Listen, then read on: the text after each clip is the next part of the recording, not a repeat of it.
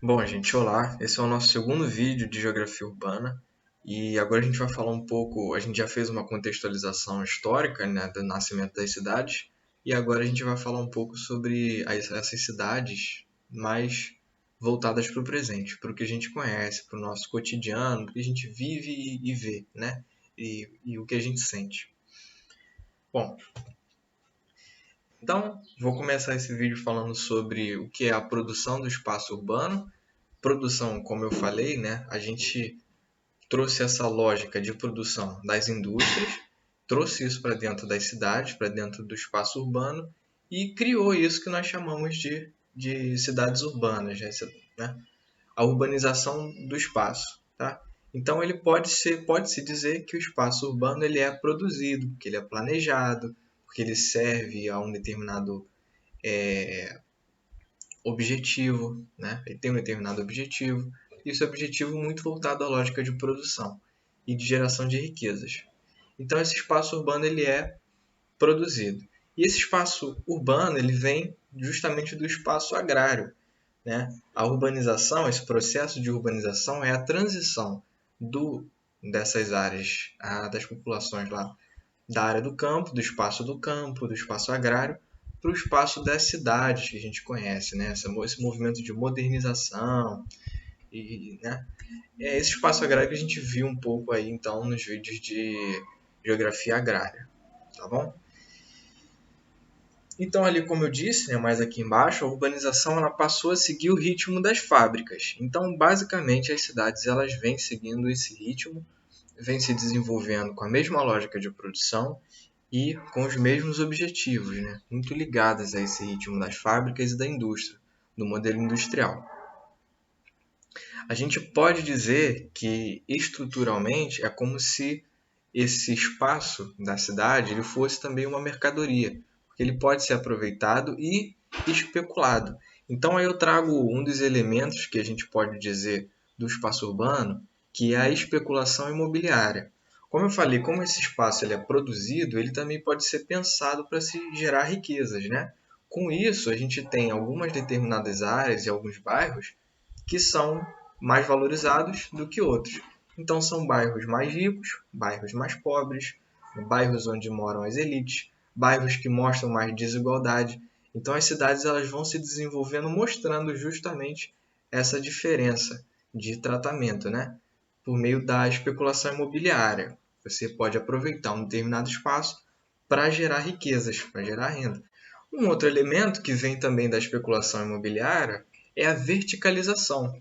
A ideia da verticalização, a gente pensa lá em vertical mesmo, que nada mais é do que a construção de apartamentos, para você aproveitar uma quantidade de metros quadrados, em um determinado espaço, você conseguir aproveitar o máximo de espaços possíveis, né? Ou seja, você pode construir uma casa em, sei lá, a 50 metros quadrados, né? Uma casa pequena, não sei, ou você pode construir três, uma em cima da outra, né?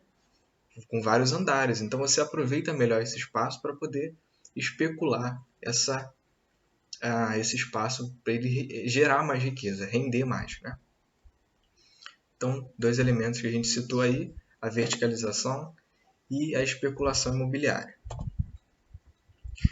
Sobre a dinâmica das cidades agora. A gente que vive em cidade, né, as pessoas que principalmente vivem em cidades, elas vivenciam algumas experiências. Né? E aqui eu vou falar um pouco sobre, dentro dessa dinâmica, né, sobre a metrópole. A metrópole ela nada mais é do que esse desenvolvimento de grande concentração populacional em áreas que são chamadas áreas polarizadas, né? Então, a metrópole ela é como se fosse uma grande cidade, né? Uma cidade com maior potencial hierárquico, ela tem muito mais infraestrutura do que as demais cidades, né? Uma concentração populacional maior, um comércio maior, mais indústrias, um setor econômico bem desenvolvido, né? Então, essa cidade com essa estrutura de grande cidade é a chamada metrópole. Então, a gente que vive uma grande cidade, a gente tem essa experiência também, essa sensação, até de que a própria cidade ela é muito maior do que ela realmente é, né? Eu morando no Rio de Janeiro, a gente não sei quantos de vocês moram no Rio, mas pelo menos tem essa sensação às vezes de que o Rio de Janeiro muito mais parece um estado, né? A gente, para viajar um tempo, uma demora, às vezes uma demora muito grande, né, para você sair de um bairro para ir para o outro, como se você estivesse viajando entre duas cidades diferentes, né? Então, pensou na grande cidade, pensou na metrópole. E, além disso, nós temos então as regiões metropolitanas, né? Que nada mais é do que uma região composta por várias cidades, onde existe uma cidade, vamos dizer assim, uma metrópole, né? Que coordena, é a cidade com maior estrutura, e outras cidades que são ligadas a essa metrópole, né? Que são cidades mais periféricas. Uma cidade central e cidades periféricas. Ou seja, essa região metropolitana, ela se intercomunica, tá?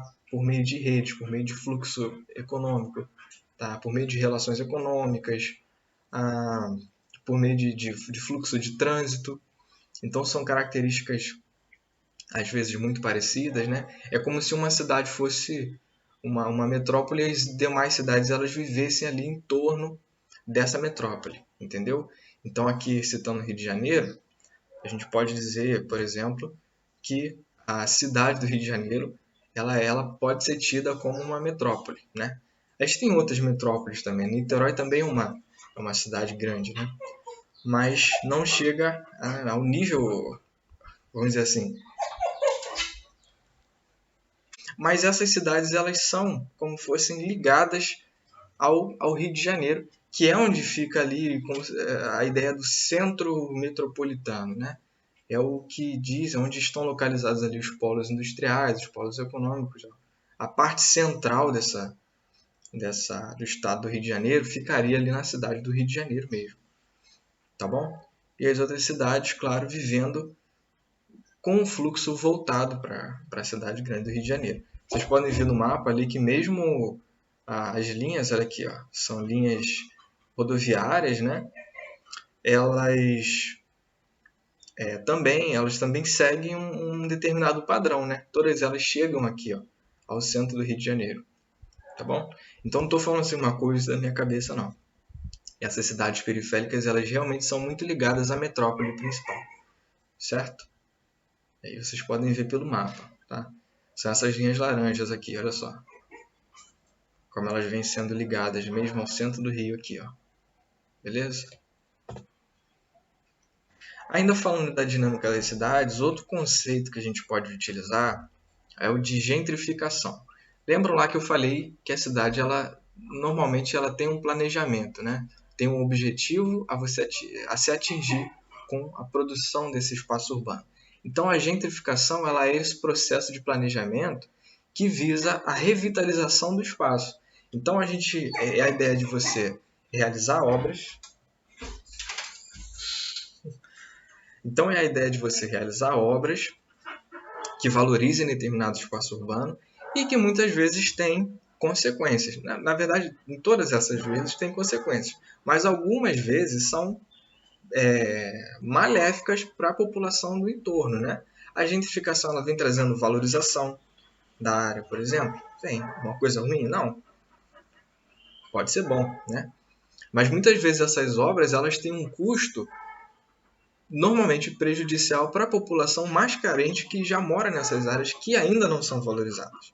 Então, assim, pegar uma área desvalorizada, tem uma população, uma comunidade ali no entorno, valoriza essa área e essa população acaba saindo dali, ou é removida, ou então, de uma forma muito mais sutil, ela não consegue aproveitar dos benefícios dessa valorização, né? Então, é mais ou menos essa a ideia, tá?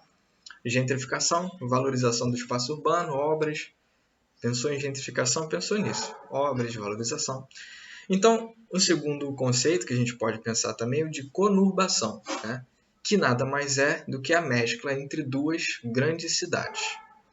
Tá? Então, duas cidades, né? Quando você está saindo de uma cidade e entrando em outra, a gente consegue ver pela paisagem essa mudança, né? Em alguns casos. Outros casos não, é uma mudança muito sutil. Você não chega a perceber, porque o adensamento da malha urbana, da construção, dos prédios, das casas, das ruas, das vias, já se condensou tanto que essa divisão ela é imperceptível a nível visual. Então, quando a gente observa esse fenômeno, a gente chama ele de conurbação, quando duas cidades elas se adensam de tal forma que elas meio que se mesclam, certo? E aí, com isso, a gente tem um outro conceito também, o conceito das megalópolis, que são duas cidades grandes, duas metrópoles, que, por meio da conurbação e por conta de outras relações econômicas, elas são lidas como uma megalópole, ou seja, além da metrópole, né? São duas metrópoles. Então, é um poder ainda maior dessas metrópoles. Então, vamos supor, vamos pensar aqui, por exemplo, em Rio de Janeiro e São Paulo. Se a gente consegue pensar nessas duas cidades se juntando, ainda não é possível, né, visualizando, a gente enxergar isso, desse Rio-São Paulo. Mas vamos supor que o adensamento da malha urbana seja tamanho que essas duas cidades elas realmente se cruzem e viram ali como vão ser duas cidades ainda, mas elas vão interagir com outras cidades como se elas fossem uma, né? Então as relações políticas, econômicas, elas acabam se ligando com maior facilidade, né? Os interesses eles se ligam com maior facilidade. Aqui eu trouxe um exemplo para vocês, que é um exemplo citado inclusive na apostila, eu acho, né? Que é o exemplo de Boswash, lá nos Estados Unidos, né? Que é a junção da cidade de Boston com Washington, tá? Então aí vocês podem ver que a diferença também, olha lá, não dá para ver realmente a divisão, né?